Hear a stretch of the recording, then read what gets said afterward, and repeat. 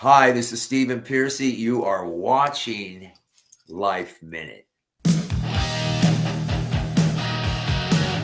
It's been more than 40 years since Stephen Pearcy and his glam rock metal band Ratt exploded onto the music scene, with Pearcy's raw vocals, unapologetic songwriting, and overt sex appeal that took their first release Out of the Cellar to new heights. To commemorate the multi-platinum album, the band recently released a limited edition vinyl and CD version and a previously unreleased track. I sat down with Pearcy recently to hear all about it and more. This is a Life Minute with Ratt's Stephen Pearcy. Thanks so much for doing this. Let's start with the 40th anniversary release. Unbelievable. Yeah, we'll talk about that, and I happen to have it right here. Woohoo! It's got this really cool cover. It's like all hippified. It's like 3D, whatever. I think it's only with this album because we redid the whole catalog, and I was like way involved with the art directing, which I have been in since day one with the art and the art directing of our stuff. So when this time came around, because we released a box set last year, right? Yep.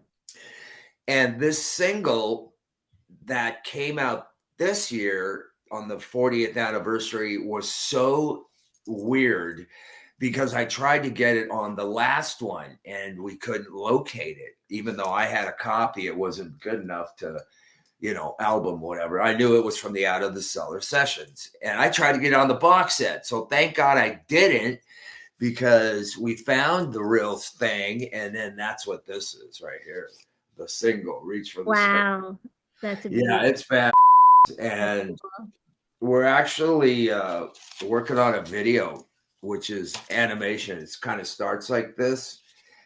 And another thing about this cover, little Ratt trivia, this was one of the contenders for the album Reach for the Sky. I just found it and went, this is very appropriate for the 40th anniversary and the release of the single actually itself, Reach for the Sky. So Reach for the Sky, tell us a little bit more about that song. Well, it was one of the songs that we recorded for Out of the Cellar. It was just like the rest. It was just like Rounded Round and Morning After. We just, here's one of our songs for Out of the Cellar. And it wasn't picked. And we actually have another song that we wrote. And actually, this song was written in 1983 by Robin, myself, and Warren left the band for this is crazy. Warren left the band for about 3 months. But we were a band, right? And he's decided, well, I'm going to go maybe check out Docket. I don't know.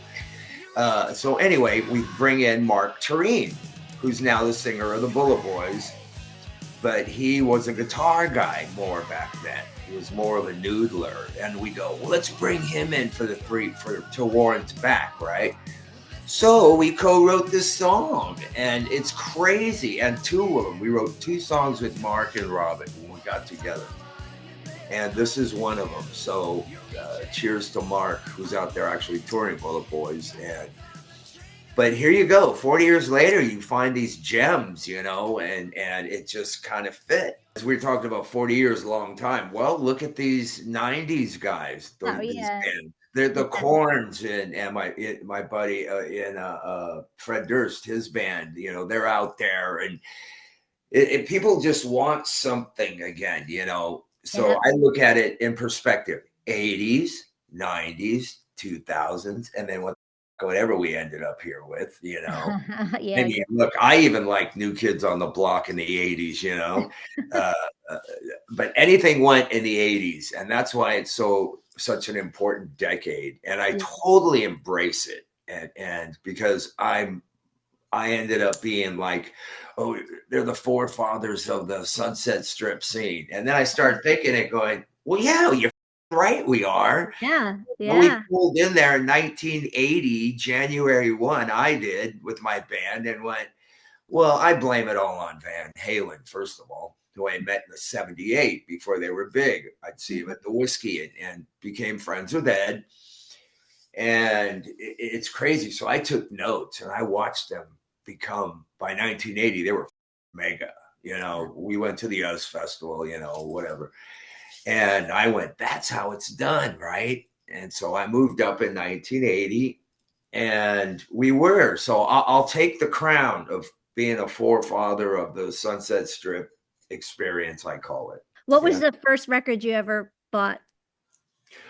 Oh, you know what? It was Black Sabbath with the witch on the front, their first album, I believe. I'll age myself, because I grew up at a great time. I was able to see Zeppelin in '73 and Aerosmith. And so, until I really got into music and went, oh, okay, I think I want to do that, or I'm stuck doing that, more or less. It's not That one. was my next question. Did you always know you wanted to be a musician? No, I did not. I got into music I wrote a book a few years back, Sex, Drugs, Rat and Roll. And I tell the story, I'm not even supposed to be singing or playing. I wanted to be a race car driver. I was a pit crew guy for Top Fuel Cars, right? I traveled, every weekend. I was greasy and dirty, wanted to drive, be a young guy driving. One of the first, because one of the youngest was 17 and I was like 15, 14. I go, I can do that. So, anyway, but I move from LA to San Diego, and because I live right near the team, and I get hit by a car and smash my legs, and there goes that.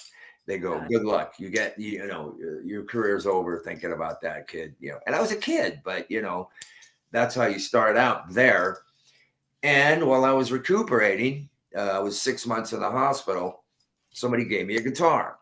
And so I'm here playing an acoustic guitar or just whatever. And it just kind of adapted. I adapted to music. And then when I got out of the hospital, I started going, oh, I like these electric guitars, and I was off and running, and that was it. So, there's my story. And what about singing? Like, did you know you could sing? No, actually, no. Crazy. I was more of a guitar player. That's why I say when I met Ed, we traded gear. There's nothing about, I wasn't like, hey, Dave. The only thing I said to Dave was, hey, Dave, you want to smoke a joint? And that got me in the whiskey backstage. That's how I got in there to meet Ed. It just so happened we clicked, had the same gear and whatever, right? But it wasn't singing. Otherwise, I would have went, hey, Dave, let's hang out while we smoke this joint. I went, fuck this. Where's Ed? We're still friends, right? But it's crazy. And I think back in the day, my friends just went in bands. They just went, you can sing or you look good. So, you've got long hair. That's what it was. Right. You got long hair. And that was 76, kind of thing. You got long hair, go sing. And next thing you know, I'm singing. I'm just standing up there singing, going, I don't do this, That's crazy. But anyway, that's where that goes. Did you strive for that? People say you guys started the glam metal scene, the, hair metal. Did you know you were doing that or try to do that, or it just happened? We, like I say, I'll take blame for the Sunset Strip experience thing with Mötley Crüe, Wasp, even Armored Saint, Striper even wasn't Striper. They were Rock's Regime. Great White, it wasn't Great White. It was Dante Fox. There was so much of us that were really a hardcore part of that. And blame it on Van Halen. All of us have to really give credit as due. And because I know where it came from. Because after that, it was, who's going to emulate the Van Halen with the white-haired singer guy, right? We were a different thing. That's why Ratt did what it did. We were different, right? But once we broke and did our thing, and I mean, Quiet Riot, don't forget, I did, Ratt did loads of gigs with Quiet Riot back in 81, 82.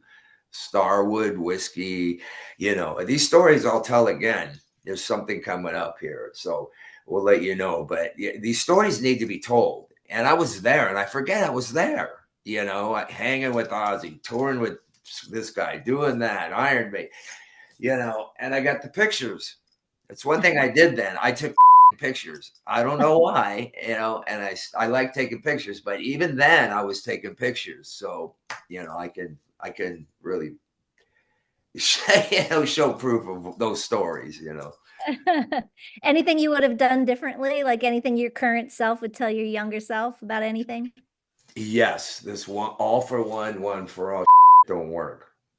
You know, when you're an aspiring musician, if you're going to make that endorsement for your brand, you better be very careful because you know it would have been a different story if I would have went, no, it's my band, and thank you very much. Follow me, you know, or follow me and Robin. Actually, Robin was my really right hand man in the whole Ratt creation. I mean, we actually thought it up, how to look different, you know. I mean, consider that, you know. Tell me about That's, that. Tell me about how did it all come to be? well, you know, it was like dress up almost. It was like, you know, I grew up like I say, the 70s.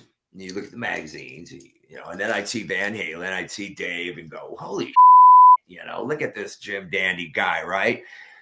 Uh, so that was your competition, right? But I wanted a two guitar band, not a one guitar band like a Mötley or a Wasp thing or whatever. More Aerosmithy and with different guitar players, with heavy metal guitar players. And so it was created, you know, the look. Hey, look, you know, let's look good for the girls because it was becoming an all male force back then, right? You're packing gigs, but, you know, bunch of dudes. We didn't go for that. So we went, okay, what do we do? You know, all right, let's look piratey. Let's look, you know, I liked Adam Ant. Believe it or not, I got a bit of my look from Adam Ant in the early 84. And we kind of morphed into this pirateer bunch, you know, the Rat Pack. Why the name Ratt? Where did that come from? Ratt came from my band, Mickey Ratt, which was my band in San Diego from when I pretty much started, 77 until 81. And then I dropped the Mickey in LA when we were playing as a four piece with Jakey Lee, actually. And I did it because I, you know, thought about the Kiss logo, how it was just one word, one design, and you knew instantly the look, the sound, the whatever. So I designed the logo to be, because I'm an art guy, art director, and I designed the logo and it morphed. It took years, actually, you know, but we just started calling it Ratt. But I didn't want it just to be a word. I wanted it to be a logo. And hence we did it. I did it, you know, and I actually told Gene, you know why I have this logo, right? Because it's red. It's four words and you know exactly what it is when you see it. Oh, that's that hair metal band. Now somebody would say that, right? There you go. Yeah, did you ever care? Like, did that ever bother you being called pop metal or hair metal or? Do you know? You know what? When it first pretty much started, you know, we were starting to introduce our bunch of guys, you know, bands as that. I thought it was funny. Right. Everybody's all uptight, right? And I'm like, that it's kind of cool. I go, because you're going to be played now on a lot of places and be identified with the 80s scene just being called hair metal. So do something with it. You know, I have a friend and there's this band called Hairball. They dress up like Alice Cooper. They have three singers, right? It's like an act that tours, right? They're insane. So Hairball cheers, but they have an Alice, they have a Halford, and Kiss. It's brilliant. Even Ratt, I go out there and sing with them once in a while, but it's funny. You know? That's cool. Yeah. Were you living the typical rock star life then, and how has your life changed now? Like, Oh, beyond that, and we live beyond that because when Robin and I like pretty much created Ratt, we were like, we did it, you know, and then anything went. It was just like, whoa. That's what I mean. When you're on those kind of headlining those kind of tours in the 80s, you know, we got all these bands. everybody's trying to outdo each other, but we were the kings, right? We came from the Strip. You're from where? And we beat bands down. I mean, and then you put up us, and then later in the years, you put us up against, Dimebag and them, and it's like, whoa, that's a whole nother ball game, What does music do for people? Well, what I've been finding out the last 2 years touring and having fun doing it, is they're sincere. Those people are really sincere, man. And they're the hardcore ones. That's why they're back 40 years later, right? And yeah, I appreciate it. It's kind of cool. What did music do for you? For me, I don't know. It's weird because that guy I turn off like a switch. I can't be that guy anymore. I think I put him away like when I sobered up after Robin had passed. I decided, well, I'm not next, right? It's even in my book. And boy, what did it do? What does music do for me? I don't even know why I do what I do, because I wasn't supposed to do it. I still am involved in drag racing. I have been since, and I know every year I put out sponsor cars. I go to races. I make these deals with sponsorship deals with my, these top fuel dragsters and funny cars, and they fly Ratt colors or Top Fuel Records, my record company or something. So I love it. I'm still involved in it. And once I'm done doing this and just doing a few shows, I'll be doing more racing. Definitely. Oh, wow.